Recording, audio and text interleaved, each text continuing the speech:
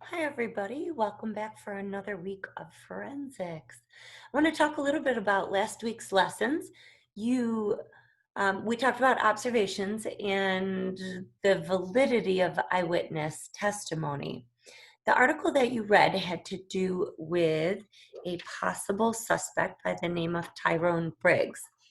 In this story, there were five victims, five women who were all attacked.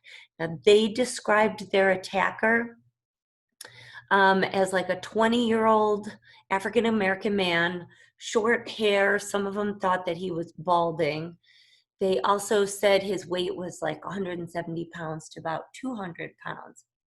Tyrone Briggs, the man who was arrested and convicted of the crimes, was 6'1". They didn't give his weight. They did say that his hair was in jerry curls, and jerry curls are really just dreadlocks. He had a very severe stutter, and he also had a very pronounced mole on his face. So those two features right there should really have made him stand out. So in this article, they were trying to decide if Tyrone Briggs was a victim of false identification or misidentification, and if the eyewitnesses maybe were led to believe that he was the perpetrator. So the five victims, they described each of their cases. After they described the fifth case, Carl Vance was a man who had stopped a possible rape, and he stopped him at gunpoint. He hollered out to his girlfriend to call the police, and the assailant, just fled the scene. Carl Vance later picked Tyrone Briggs out of a lineup.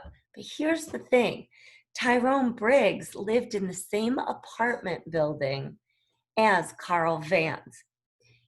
There is a strong possibility that they didn't have to necessarily know each other, but just the simple fact that they lived in the same building, they had probably passed before in the halls, or they had seen each other out on the streets, so that Tyrone Briggs' face was already familiar to Carl Vance.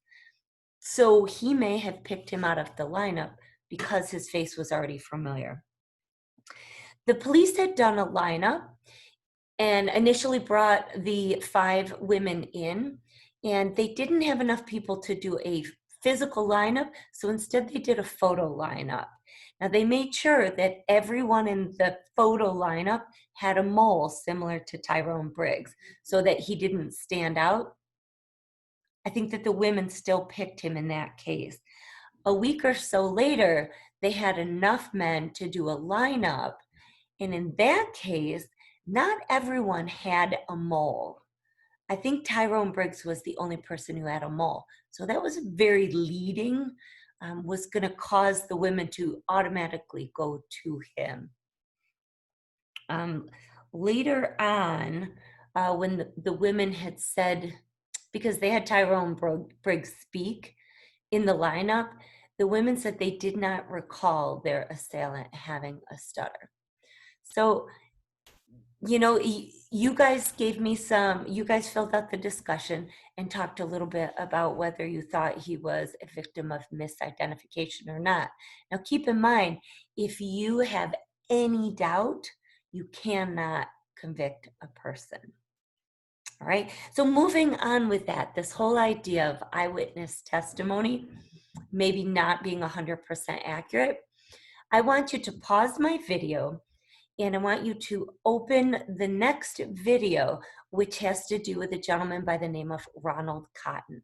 And I want you to watch his story and listen to the woman who convicted him based solely on her eyewitness testimony of him.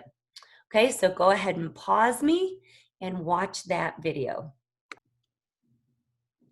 So hopefully you found that interesting, that whole story of Ronald Cotton and Jennifer Thompson, where Jennifer Thompson was being raped, and she actually had the mind to study her assailant to try and remember some distinguishing features about him so that she could later possibly identify him. So the rest of the video continues on to talk about how sure she was that it was him. And then later on, we find out that it wasn't him, it was actually Bobby Poole. The second half of the video talks about the power of suggestion, or how positive reinforcement by law enforcement officers can cause a victim to feel very strongly that they are right, that they have picked out the right person. So again, eyewitness testimony, it's a very dangerous type of evidence for law enforcement to use to convict someone. The next video that I want you to watch, it's a TED Talk by a gentleman by the name of Scott Frazier, and his TED Talk discusses another case and how law enforcement can actually sway a victim's decision or memories. Keep in mind, law enforcement is not purposely trying to do this. They want to catch the bad guy just as much as the victims do. What I want you to realize is that the purpose of this course is to show you that we have to find other types of evidence. As a forensic scientist, we're looking for other types of evidence to convict these people. So go ahead, watch the other video, and then I'm going to create a new video myself to describe the project that you can work on the rest of this week and into next week. So watch the TED Talk, and then when you have some time, watch my next video. Bye.